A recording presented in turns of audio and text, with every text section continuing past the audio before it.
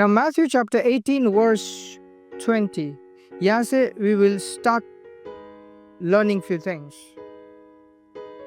Let's read. क्योंकि जहाँ 2 या 3 मेरे नाम पर इकट्ठा होते हैं, वहाँ मैं उनके बीच में होता हूँ। Now it says, जहाँ पे 2 या 3 मेरे नाम में इकट्ठा होते हैं, वहाँ मैं उनके बीच में होता हूँ. I am in the midst of them. Now God is everywhere. परमेश्वर तो हर एक जगह है. But why is it saying कि उन्हीं के बीच में होता हूँ? This is another kind of presence. That is the divine presence. उसका दिव्य उपस्थिति, सही शब्दों में उसकी चमत्कारी मौजूदगी. यीशु कह रहे जब 2 या 3 मेरे नाम से एकत्रित होते हैं, उनके बीच में मैं दिव्य रीति से उनके बीच होता हूं. That means he is right here. उसकी दिव्य उपस्थिति इसी वक्त यहाँ पे है. Praise God. Now this is the point we understand. What this brings to us. एक दूसरे लाइट से देखते हैं.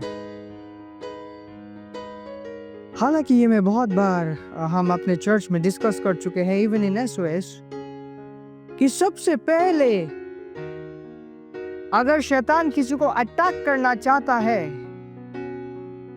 सबसे पहली चीज जो उसके जीवन में वो करने की कोशिश करता है, वो ये है कि उसे फेलोशिप से हटाना, डिस्ट्रैक्ट करना. You see the same thing. जब एक शेरनी शिकार करने जाती है, एक झुंड होता है, उसका भी सेम तरीका होता है कि किसी को दहाड़ के उस झुंड से उसे अलग कर दो. जब वो अलग हो जाएगा तब उसको अटैक करो.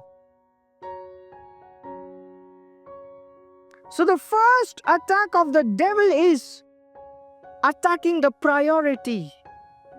Attacking your priority. क्योंकि आपकी जब प्रायोरिटी परमेश्वर के भवन के इर्द गिर्द रहती है, यह असंभव होता है कि वो आपको छू पाए. और ये जो चीज है आपके जीवन में एक तोहफा है.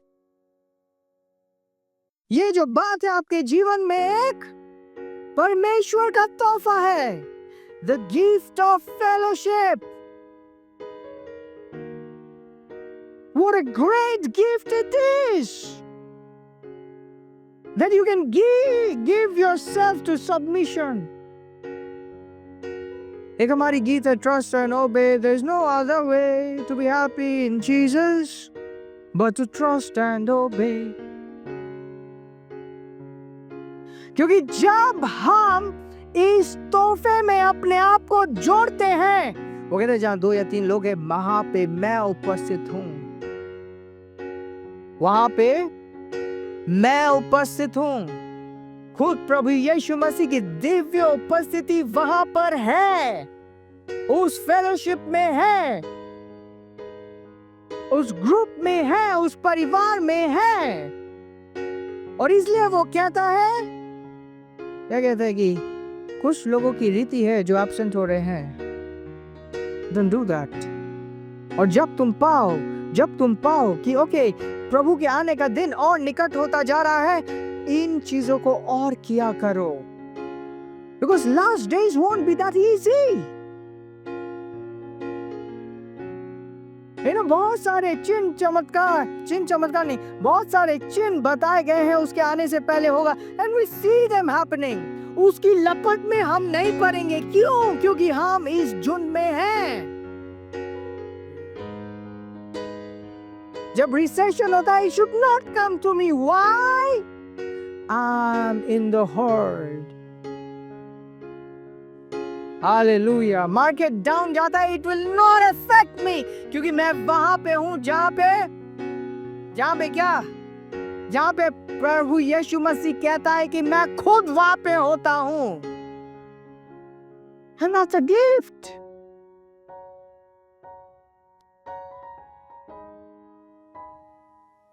Praise God. Hallelujah.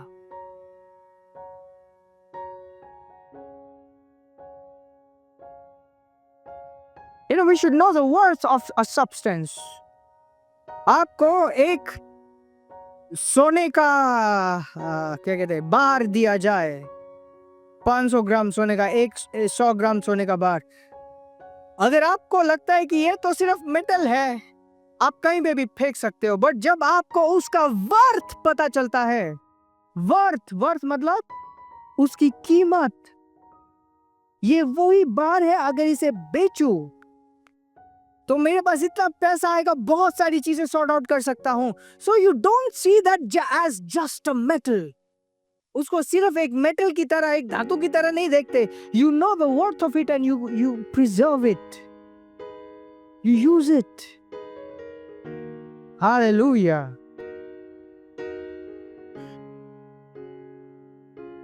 चाहे इन्वेस्टमेंट की तरह उसे बचा के रखो या उसे लिक्विड करके चीजों को करो, बट उसको आप फेंकोगे नहीं, राइट? उसको आप क्या नहीं करोगे? ये नहीं कहो हाँ ये क्या है, चलो फेंक दिया साइड में। You don't do that. In fact, अगर आप I've seen कुछ लोग ऐसा करते हुए कि एक कीमती चीज है, उसने किसी और को दिया, वो कीमती चीज किसी, उसका ध्यान एकदम है कि ठीक से पकड़ रहा है कि नहीं पकड़ रहा। नहीं ऐसे नहीं, ध्यान से। Why? Because he know its value.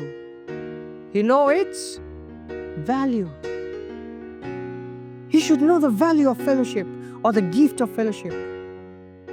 Hallelujah. This gift has been given to us so that we function in it and grow with it. Hallelujah. वो जगह जो सुनिश्चित करेगी कि आपके जीवन में संघर्ष ना हो, वो इस फेलोशिप का तोहफा है। Are you understanding?